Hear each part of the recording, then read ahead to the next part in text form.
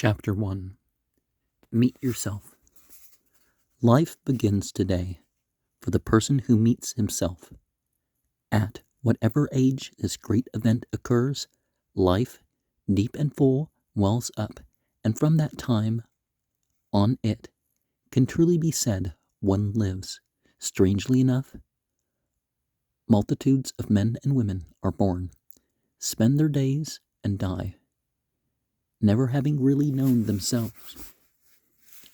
They come and go on the human scene, the possessors of unrealized powers which never quite find expression. Of such, Holmes pathetically declared, "They died with all their music in them." Well, how's that pathetically? Human waste of such magnitude is little short of tragic, and constitutes an offense against creation. Our problem is to become acquainted with our own selves, letting our personalities loose upon the world for the sheer adventure of their full development, and in the prayerful hope that they may, in their own way, lift the level of humanity. Well, that's why it's important to be guided, right? Long ago, Socrates wrote, over the old Greek temple, "Know thyself," for he realized that achievement in any field and in the art of living itself is dependent upon an accurate knowledge of oneself. Well, a lot of prophets came with the message saying, know yourself is part of knowing your Lord. The average man needs this injunction of the father of philosophy, for most of us have no adequate conception of our powers and abilities. At heart, we underestimate ourselves. We do not really believe in ourselves, and remain for that reason weak, ineffectual, even impotent, when we could be strong, dominant, victorious. An old cobbler in Edensburg, with that mature wisdom not infrequently found in the simple, honorable trades, was in the habit of beginning each day with the prayer, "O Lord, give me a high opinion of myself." Well, you should deserve that if you're going to do that. To be sure, there are some people who seem to possess this lofty personal respect without necessity for recourse to the expedient of prayer, but it yet remains that the mass of men do not have a high opinion of themselves, and the reason is they do not know themselves. The greatest day in any individual's life is when he begins for the first time to realize himself. For some, this fortunately happens early in life, and it bestows upon them a decided advantage. For some, it happens late, and the monotony of the unresponsive years is made to shine in the reflected glory of the late afternoon sunburst. Whether it be early or late, any of us may well seek unremittedly the gracious experience of personal realization. It happened to a college student friend of mine, once with the dramatic suddenness. Genial, easygoing, he was as unsuccessful in his studies as he was efficient upon the athletic field. His popularity with the cheering section was not fully shared by the faculty, and the curtain was slowly but surely falling upon his academic career. Its final drop, for some, not too obscure reason, awaited only the conclusion of the football season. Destiny, however, has its own strange ways. One day in a class in psychology, our student friend suddenly became enthralled as the professor described how the average man fails because he does not learn to control and consolidate his powers. He used the familiar illustration of the burning glass. The rays of the sun falling upon a piece of paper have little effect. Let them, however, be drawn by the burning glass to a focus, and they create an intense heat which will quickly burn a hole in the paper. The professor pointed out that the man who succeeds is the man who can draw his dissipated and therefore futile powers to a focus. Our student said that in a flashing illumination, he saw the cause of his own failure, and, oblivious of all in the room and under the spell of a veritable new birth, leaped to his feet, crying, "I see it! I see it!" Whereupon, amidst titters of amusement, he sank back, embarrassed, but wonderingly happy, into his seat. What had happened? He had met himself, a new self, his real self, which never before had received its day in the sun, and the revelation changed him from a failure to a potential success, the possibilities of which were later abundantly realized. A similar experience may be gained by any person who desires it earnestly enough to put himself and keep himself in the way of finding it. The first step is to plant in your mind the seed of a wholesome self-appreciation. You must cultivate a genuine understanding of the worth and significance of yourself and of all men. This is made necessary by the fact that we live in a time in which we have been surfeited by a multitude of cheap ideas as to what we are. The growing knowledge of the universe, which in the past half-century revealed the vastness of the cosmos, gave rise to the notion that man is correspondingly insignificant. The new scientific control over nature caused the development of the theory that the spiritual force called God is either non-existent or at least not quite so necessary to humanity as had been believed, for had not man discovered that he could use science as in Aladdin's lamp? Well, the real name is Allahuddin, to give him all he desired, and God no longer was needed except for a few remaining superstitions. A few remaining superstitious religious souls. Well, superstition, as Robert Graves points out, is only that which has survived from, previous paths, perhaps banned or conquered or whatever religious paths. So much of the Bible is technically that, right? As the idea of God dwindled, man's spiritual significance also declined, and now, instead of, as Wordsworth said, trailing clouds of glory do we come from God who is our home. It was said that man is merely a fortuitous aggregation of matter struck off by a mechanical universe. He had no divine heritage, and his mortal future was all a gigantic delusion. We were informed that man is an animal, even if of a higher grade, an animal which had learned to talk and do wonderful things with his hands and brain. Or perhaps he was only a miniature machine of similar nature as the newly discovered universe. To be sure, it was pointed out that it was quite remarkable for animals or machines to write plays like Shakespeare or music like Beethoven.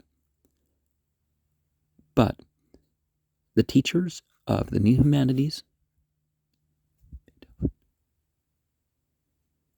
blithely smiled such objections away.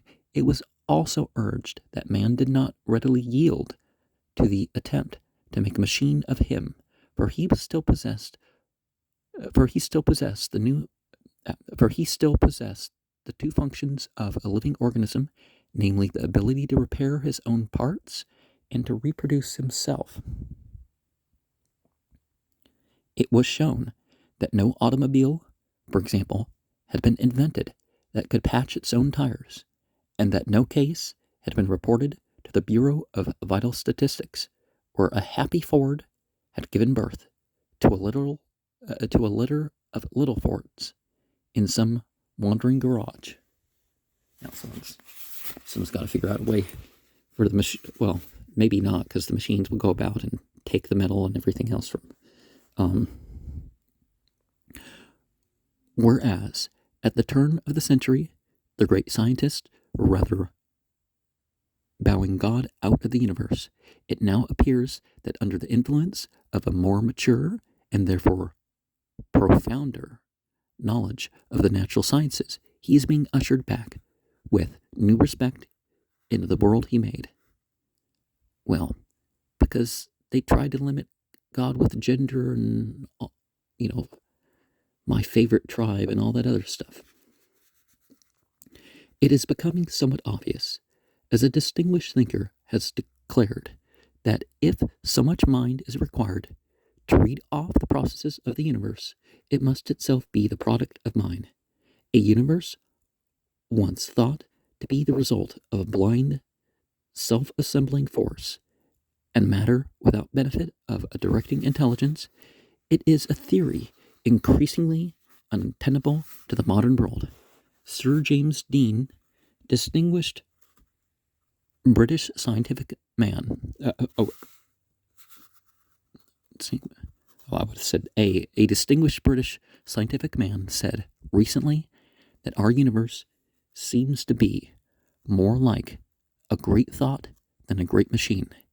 Amplifying this opinion, he declared, I would say, as a speculation, not as a scientific fact, that the universe is a creation of some great universal mind, underlying and coordinating all our minds. And he concludes significantly, scientific knowledge seems to be moving in that direction. Strangely enough, the minor thinkers have not yet quite comprehended this change up front in the scientific world. The profounder scientists are, it would seem, usually 20 years or so in advance of the lesser teachers, and where the latter are even at this present, little realizing they are out of date with simulated erudition and yawning amusement, waving aside what they consider the old, outworn spiritual view of man and his world. The great thinkers have already restored the theistic belief to an honored place in their cosmology. The small fry, if past performance may truly prophesy, will catch up with this speeding truth about 20 years hence, when it will once more become the vogue of the intelligentsia, and therefore the common run of men to believe in God and their own essential nobility. Well, so-called atheism became more popular. This is 1937 book.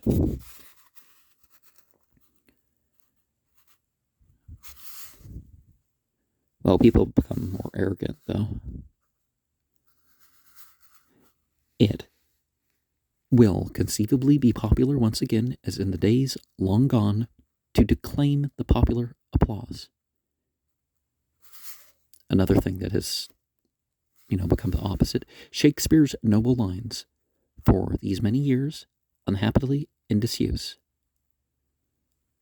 What a piece of work is man. Indeed, Professor Whitehead, in his Adventure of Ideas, has already led the way. The importance of man, he says, as the supreme organism is beyond question, with all his shortcomings in image, attribute, and deed.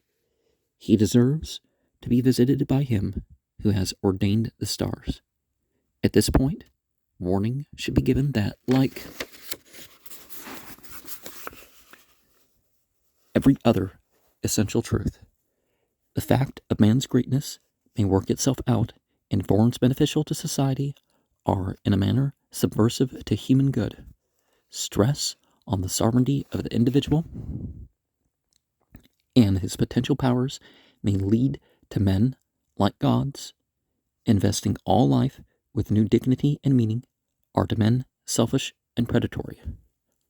Well, that can be sort of the same. People who think of themselves as deities or want to be treated as deities, no matter how they phrase that, it's definitely a selfish and predatory thing, right?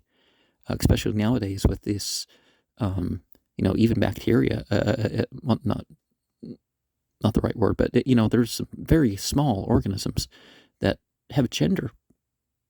And these people are, no, you must accept my neo-genders and all that stuff. It's like, well, if you accept your own idea of non-physical identity for yourselves according to what you've dictated, we don't have to accept it unless you're predatory, right? It all depends upon the ideals that motivate these greater personalities we are seeking to develop, an unspiritual, non-religious, pagan philosophy of individualism leads in the realms of thought to crass humanism, in the social order to ruthless Toryism, and in politics to the dictator. Well, whether it's corporatism, communism, fascism, or, it's all about whatever particular individual, it amounts to the same thing. Ultra left wing pushing towards complete government control. That's technically what left wing is. The important element in a renewed faith in man is the spiritualizing of his life and purpose. Thus, our point of view has in it the danger of creating a Hitler or Mussolini. But it also has the possibility of flowering out in a Lincoln or Kagawa. It may make men who have the lust for power and special privilege, but it may, if God touches them to release their greatness, make men to match the mountains, unselfish benefactors to humanity. God give us men, the poet once prayed. For, said he, the time demands strong minds, great hearts, and so on. What poet? So it does, and only God can give those strong souls who bless the world. An individualism without touch of God upon it is fraught with dark and sinister possibilities. When inspired by God, it becomes the salvation of our common life. Strong, good men, technicians of the secret of spiritual power, even secure for themselves life's richest values, but more importantly, they guarantee to all men the establishment of a social order of equality, justice, and enduring goodwill. The sort of individualism I am advocating here is that which was in the mind of the William James. We and God have business with each other, he said. And in that business, our highest destiny is fulfilled. It is therefore perfectly proper and in very good style for you to entertain a high opinion of yourself. Square your shoulders and march forth bravely to meet life. You are more than a match for it. You are not going down to defeat. You are unconquerable. Not by your own merit, of course, but by the grace of God, you may become the greatest being in God's world. And you must believe that. You can believe it. There are many reliable sources to which we may turn for verification of this amazing assertion. The poets tell us it is true. They sing of the greatness of man, but the poet, alas, is not universally honored by a generation which has deified the practical man. And now one of the things that has taken away the practicalness is we're looking up to so-called artists, and it's like so much that stuff is edited. It's like if other people had the resources, every other person could do half of what those people do. He whose touch turns all to gold, or as it has later appeared, to debts and unemployment. For some, the poet's songs seem to have wasted their sweetness on the desert air. The great poets are, however, the abiding seers of the race. Their ears are more sensitive than ours. They hear the rich overtones of life, where truth is whispered from high places. They have eyes with long-range vision, with power to penetrate to the essence of things through the dust of the streets, which blind us, whose sight, alas, is so faulty. It may be that in his brooding a master poet is made ready for some illumination which comes finally, whereby in flashing insight he sees things as they are, even as a flash of lightning on a dark night reveals, with cameo-like distinctness, a darkened landscape as guide in Browning's Ring and the Book, saw Naples, its towers and steeples, and Vesuvius with its wisp of smoke on a stormy night, etched for a flashing second before his gaze. So the poet, once or twice in a lifetime, beholds the glory of truth itself. He tells us of his vision in words that become immortal, less for their music than for their truth, as Woodrow Wilson once pointed out in glorious phrase, is no cripple, it can run alone. Thus Tennyson, in The Princess, in some of the most exquisite lines in English verse, beholds the glory of you and me. The splendor fails on castle walls and snowy summits old in story. The long light shakes across the lakes, and the wild cataract leaps in glory. Blow bugle, blow set, and the wild echoes flying. Blow bugle, answer echoes, dying, dying, dying. This is the supernal beauty of the natural world, but time and decay will wear it down. O love, they die in you, rich sky. They faint on hill or field or river. Not so with man. That fate will not overtake him, sees the poet in ecstatic vision. And so he sings of the high soaring triumph of man. Our echoes roll from soul to soul and grow forever and forever. This is what you are, the one great, unbreakable, undefeatable creature in the universe. The stars shall fade away, the sun himself grow dim with age. Addison tells us, but you shall have eternal youth. What a figure you are, standing at the center of a universe that waxes old like a garment.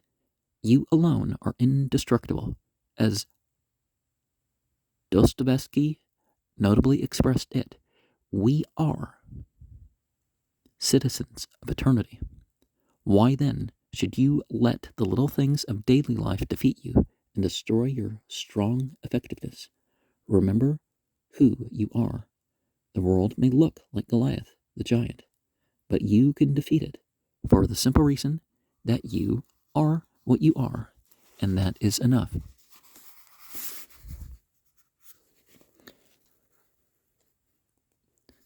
But if the testimony of the poets is not convincing, let us hear the word of the men of science. Sometimes it's combined, right?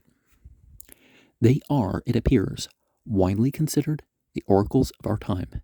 They inform us that we do not know half of our real value. We need and have the right to an enlarged conception of ourselves. Dr. Alex Carroll, distinguished scientist and Nobel Prize winner, turns away from those who entertain a low estimate of man. To Dr.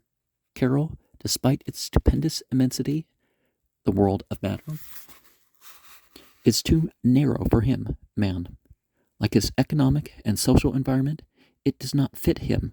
With the aid of mathematical abstractions, his mind apprehends and rules electrons and stars. He is made on the scale of the terrestrial mountains, oceans, and rivers. It is you this great scientist is talking about. Take a deep breath, for you are greater even than that. For Dr. Carroll is not yet through with you, but he belongs also to another world, a world which, although enclosed within himself, stretches beyond space and time. And in this world, if his will is indomitable, he may travel over the infinite cycles. That is the latest word of modern science about what you are. Let a deep laugh well up within you at the grotesque idea that you ever believed life could defeat you. The great philosophers must also be heard from on this important subject. What do they say about man? One of the supreme thinkers of modern times was Immanuel Kant. Through his brain, the through his brain passed some of the greatest thoughts ever entertained by the mind of man. He sums up all his great thoughts into just two, which are expressed in a familiar passage. Two things fill me with constantly increasing admiration and awe, the longer and more earnestly I reflect on them: the starry heavens without, and the moral law within. What did he mean by that? Simply that in each of us there is something in wonder and beauty comparable to the majesty and magnificence of the celestial vault. Can that be possible?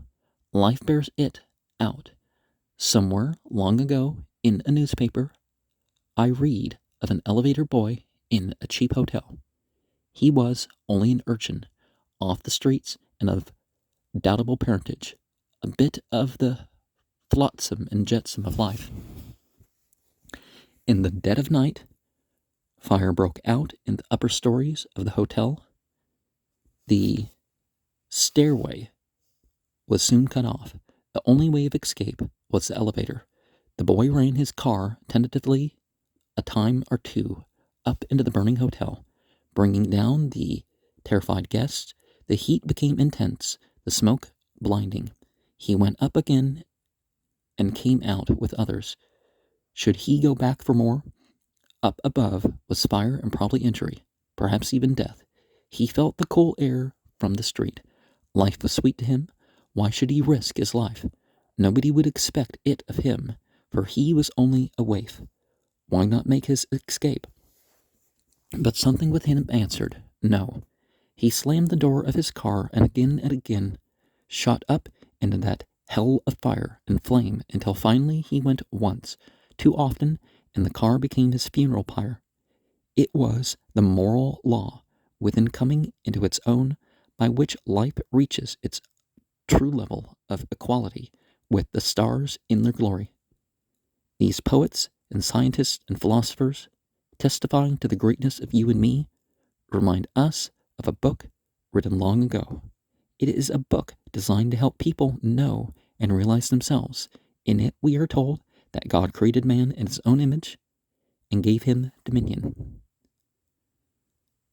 There are multiple ones that have been composed to represent that sort of thing, but yeah, the book tells of a great personality who touched men here and there, and they became men of power and strength. Now see, you look into your reflection, and your reflection's not, the mirror or the pole or whatever isn't you, but you project things upon it, and that's sort of the idea linguistically, because it was used in reference to scrying and stuff like that too.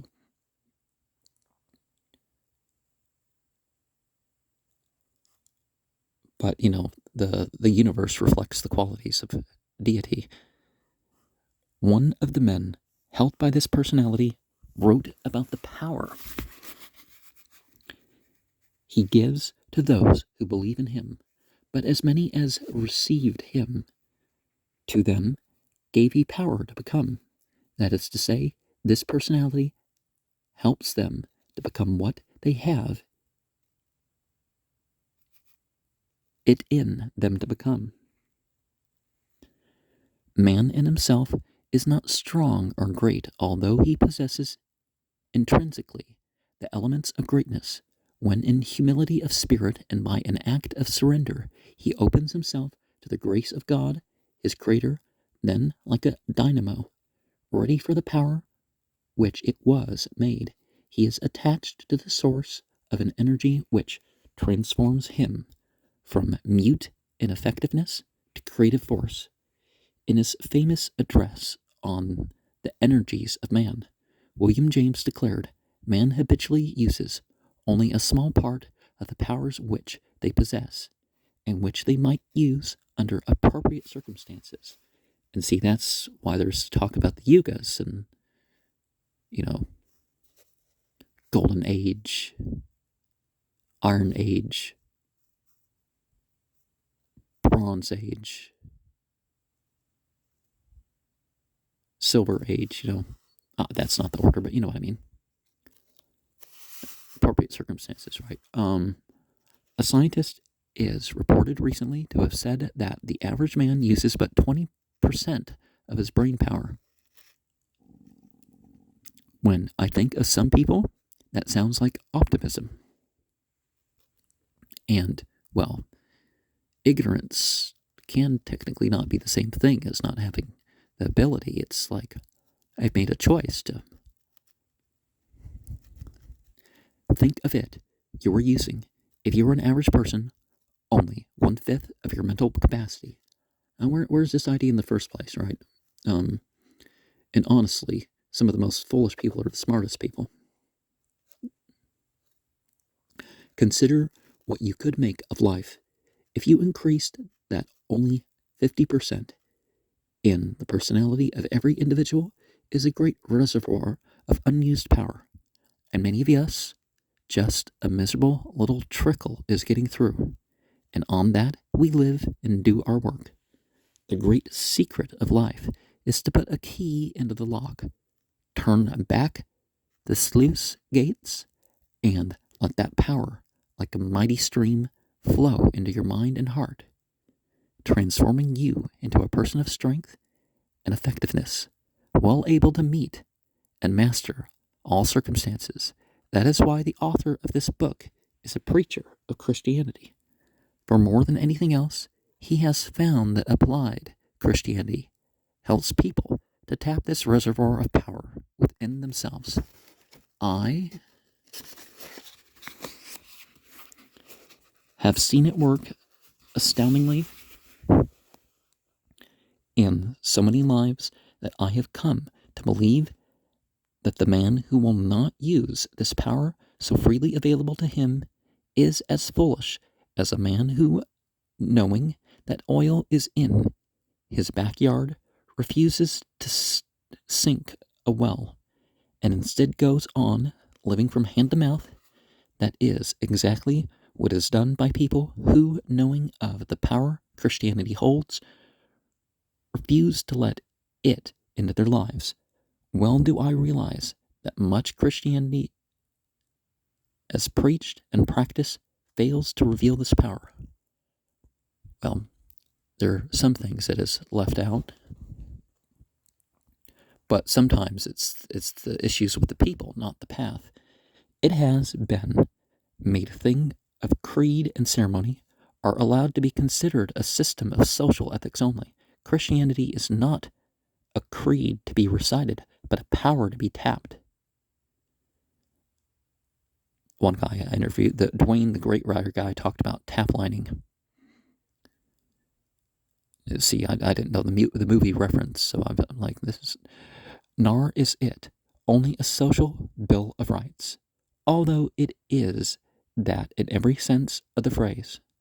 The thing I want to emphasize is that it is a source of inward power by which weak personalities can become strong, divided personalities can become unified, hurt minds can be healed, and the secret of peace and poise attained.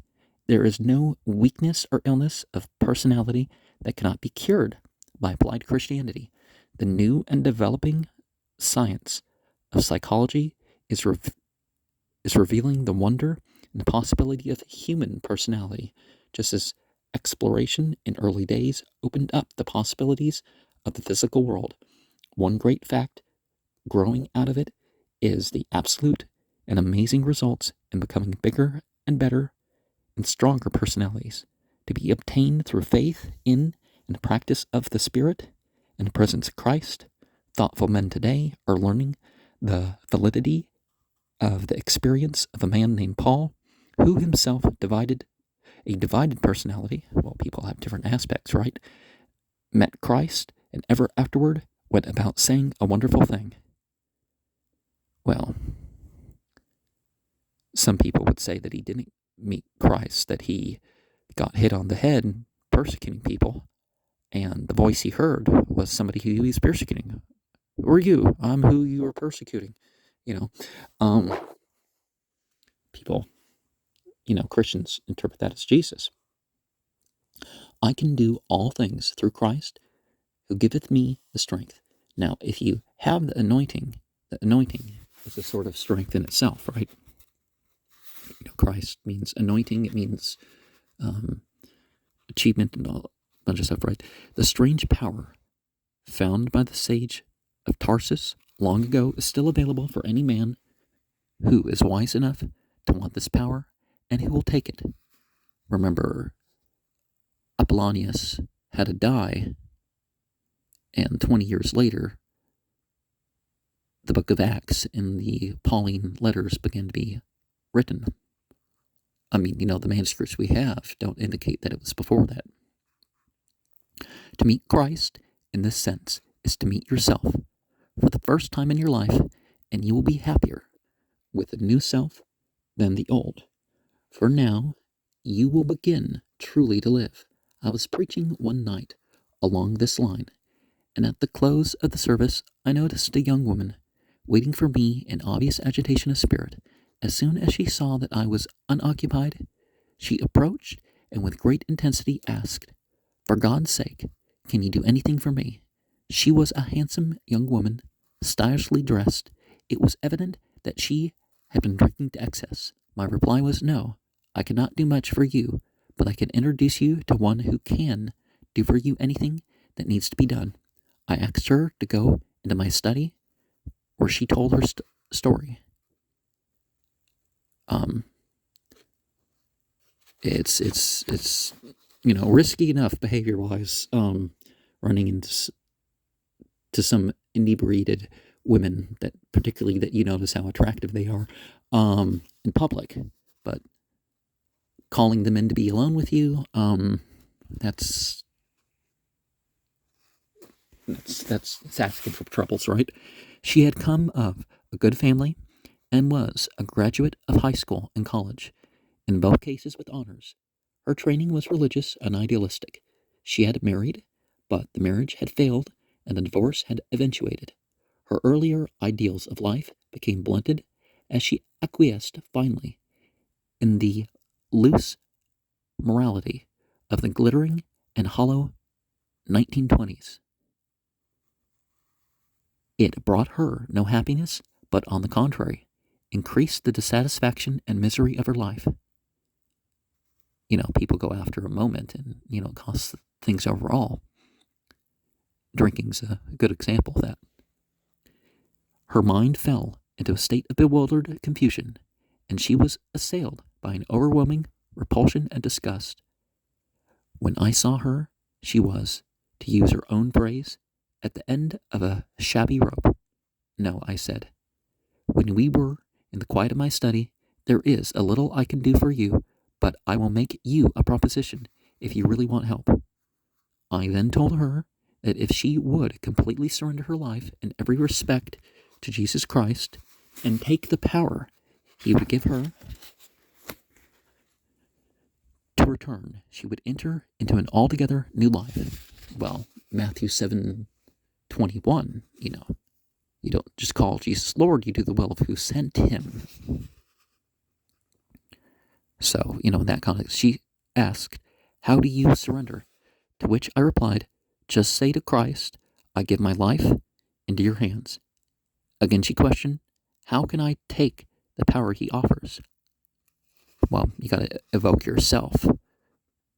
Even the qualities that you pray by, you need to evoke yourself. For answer, I picked up a book and held it out to her. "Take it," I said. "It is as simple as that." She did these things as simply as a child. The sophisticated, ultra-modern girl, there in the study of a Fifth Avenue church, the ancient miracle repeated itself, whereby Christ touched a life, and it was changed. She became, to use the words of the New Testament, a new creature. It was real, too. In the years that have passed since that night, she has become happy, strong, and good. I attended a church, well, it wasn't really technically a church service. It was a church service, but it was it was a funeral, and somebody was mentioned as an example of someone helped, and it's like they were a prostitute, but then now they taught Sunday school later, or they now teach Sunday school or whatever, then, somehow. So that sort of thing. Life no longer near the shallows is at high tide for her now. Only Christianity can perform a service like that. Well, other faiths, people, when they believe the principles and decide, okay, I'm going to live these principles now, that happens. Some do it better. Other forces have been invented or discovered which can change the face of nature, but only Christianity can transform human nature. Well, Islam, for example, says that you want to return to your nature. Your nature's not corrupt. It's just you've done corrupt things with it. Maybe you've developed bad habits. Some people may doubt an experience like this or explain it away on psychological grounds or smile it away with old-fashioned theology. It's not philosophy. It's what you do with it, right? They may do so if they wish, but that has no effect on my thinking. I am not speculating in theories. Well, a theory is based on the facts. It's not speculation. It's a different thing. So they were misusing the term there, because a theory is arranging the facts that are known, and it's no longer a theory if the facts aren't supporting it. And there's presumed facts too. A lot of people say, well, it's this religious doctrine. Well, it's not opposed, is it? Okay, then stop. I am merely stating events that I have witnessed and know to be facts. No man can argue away a fact. It is because I know these facts to be true that I say positively that any person who is not satisfied with his life and wants a better one can have it by the methods outlined in this chapter and throughout this book. And this guarantee is absolute and unqualified and may be and is supported by the pragmatic slogan, ask the man who has experienced it.